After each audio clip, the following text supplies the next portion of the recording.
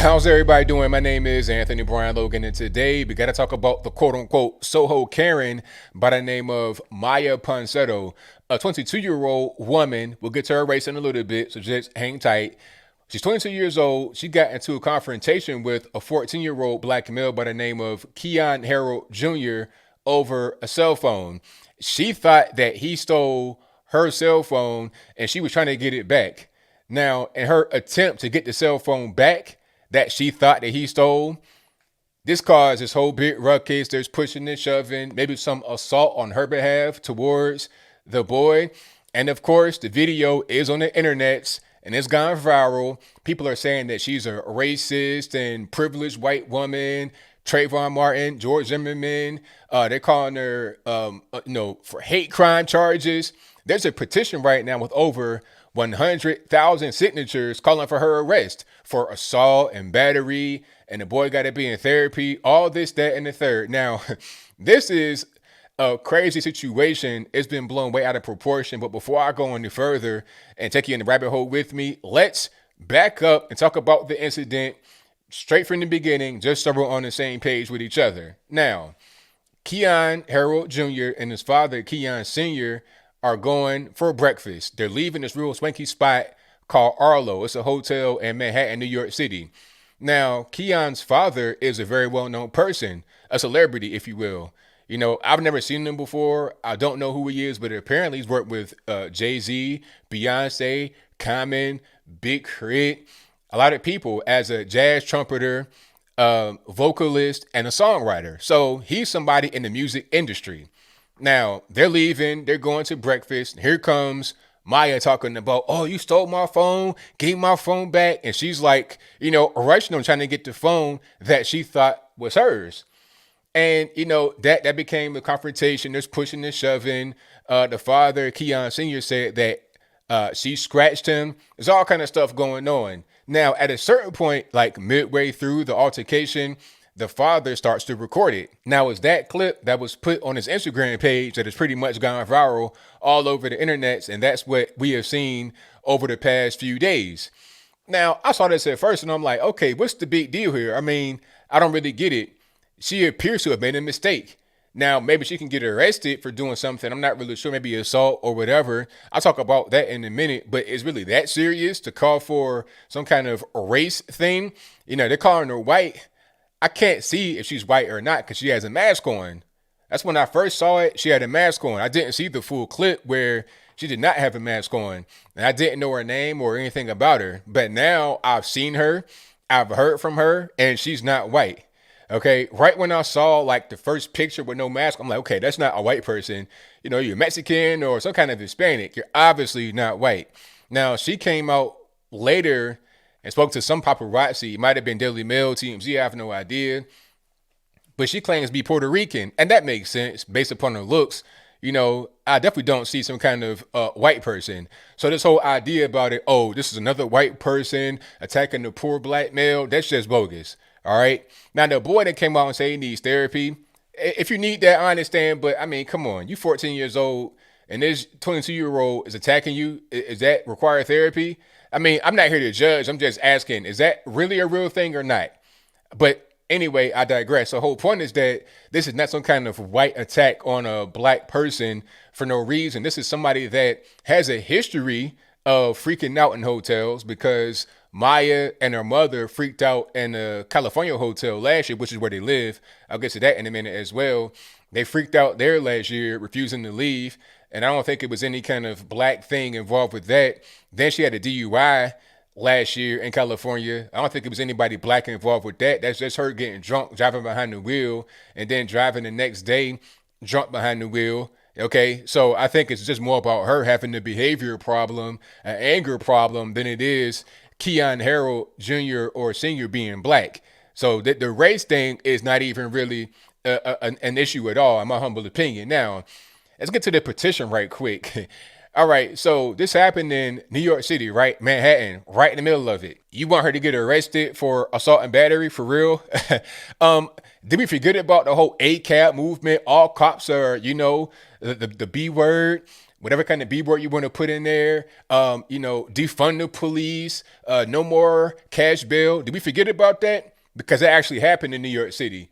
Okay, a lot of cops are retiring, they're quitting, they're going different places, moving away from the city because they're being handcuffed. They can't do anything. They can't be proactive. They just let stuff go on like it's the 70s. People shooting heroin in the middle of the street, people getting shot and killed, nobody's getting arrested. So you think that they're gonna arrest her for what? Why? Do you know that you can kill somebody in New York, like second degree manslaughter, and get zero cash bail? So just so I'm crystal clear, you can murk somebody, right? Boom, boom, boom, pew, pew, shoot them, right? Oh, it's manslaughter. You go to central booking in Manhattan. Oh, okay, second degree manslaughter. You're free to go. Come back X, Y, and Z date for court. They won't even remand you. No more cash bail, and it's the virus. Oh, you know what? This person then killed 3 people, but they can catch the virus in the penitentiary or in Rikers Island in jail, so they need to just stay home with their friends and family. So when they go home and kill somebody else, it's not really a big deal, I suppose. But I digress. The whole point is that the whole zero cash bail thing is in full effect right now. So the young girl Maya is in California. Okay, she bounced. She's not in New York anymore. She's back where she lives in California, like in Los Angeles. So you think that New York Police Department is going to send a team to extradite her from California back to New York City only to have her walk right out central booking, like with no bail, because they're trying to get her arrested on assault and battery? You think they're going to do that? I think not.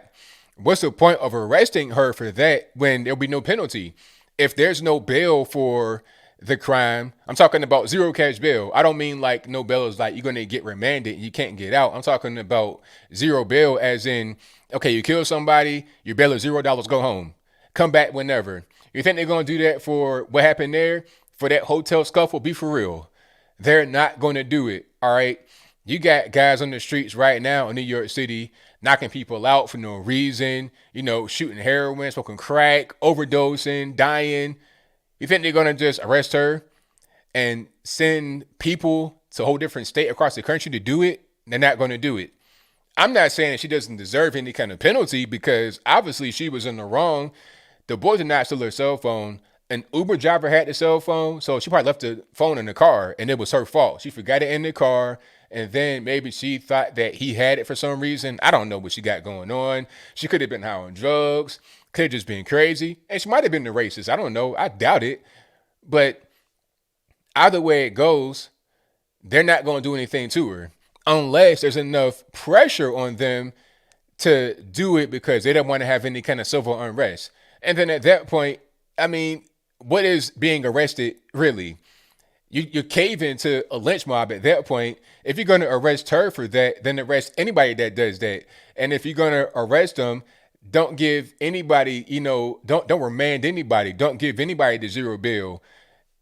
Either give nobody the zero bail for the same offense or give everybody the zero bail for the same offense. That's how it should be. Or let it be on a case by case basis. If they have a violent history, they're a murderer or rapist or whatever, you can remand them. Just let it be based upon the individual rather than the pressure from the outside that determines how you would go forward in a particular case. So, the whole thing about it being black, I don't think so. I think this lady's just crazy, just a nut, and just flew off the handle. And she's not some type of old person and trying to prey upon a young man, 22 years old, and the boy's 14 years old. I mean, come on, right? If that's me and I'm 14 years old, you're not going to touch me. I was 14 years old, the same size I am right now. Matter of fact, I was a little bit bigger than I am right now. You're not going to touch me. Okay, I ain't steal your phone, call the police, do whatever you want to do, but don't touch me. That's how I would carry it. I'm not going to try to get therapy. If the boy needs that, then that's fine. I can't be the judge upon what someone needs to, deal with the situation. But for real, come on. Really? That little girl going to do all that to you? I don't think so. But as I close, I want to say this. We need to stop crying wolf. All right? These race-based things that don't happen make things that do happen seem like they're nothing. Because what happened here was wrong. She accused him of something he didn't do. She put her hands on him a little bit, trying to push and shove and scratch. That was wrong. But then when you put the whole race spin on it, talking about, oh, my son is black and, it's a race-based attack and she white and all this and that, and the things get proven to be false, it makes the whole thing seem like it's nothing. I don't even really care. I don't care that she even did that because the whole thing around it that made it viral to begin with was a lie. It was a total lie. If it were a regular fight between two people, regular scuffle, a schoolyard type scuffle, nobody would care. Do you know how many times you have schoolyard scuffles that nobody even knows about every single day in America? Why would I care about this? The only reason why we even know about it is because a father, Keon Harrell Sr., is a celebrity. That's the only reason why anybody knows. He's a celebrity. He put it on the gram and it went viral. Now we're talking about it today. But I think I'll leave that right there for now. And what say you? Do you think that this attack from Maya Ponsetto was a hate crime? If that's your viewpoint, let me know why in the comments below. Or was not a hate crime. Just basic little scuffle in the hotel. She should apologize, and that's pretty much it. I think that'd be what ends up happening. But whatever your thoughts on that are, let me know in the comments. You guys pretty much know where I'm at. I'm kind of really exhausted. I have a lot of, race hoax fatigue. This was a hoax. Don't get it twisted. All right. The hoax part was not the assault. Okay. I give her that. I give them that. But the hoax was about her being white, which she's not, and about it being racially motivated, which is probably not. It was just her freaking out like she's done before when there was no race thing involved. You understand? Drinking and driving, what's it got to do with being black? She's not black. The person driving, the person in the car with her probably was not black. It probably was her and the mama or her by herself. All right. I see a girl that got some anger issues, some daddy issues, not some race-based issues. That's just my humble opinion. Maybe I'm a coon or Uncle Tom or a sellout, but I just call things how I see it. But like I was saying before, please stop with all the race-based hoaxes. I'm not trying to hear it anymore. I don't care anymore. I'm tired. I'm exhausted. Matter of fact, how about this as I close through this time? Leave the race-based hoaxes in 2020. Leave that back there. We're in 2021. It's a brand new year. But whatever your thoughts are, please let me know in the comments below. And that's all I got to say for this video. If you like what you heard, please comment, rate, share, and subscribe. Peace.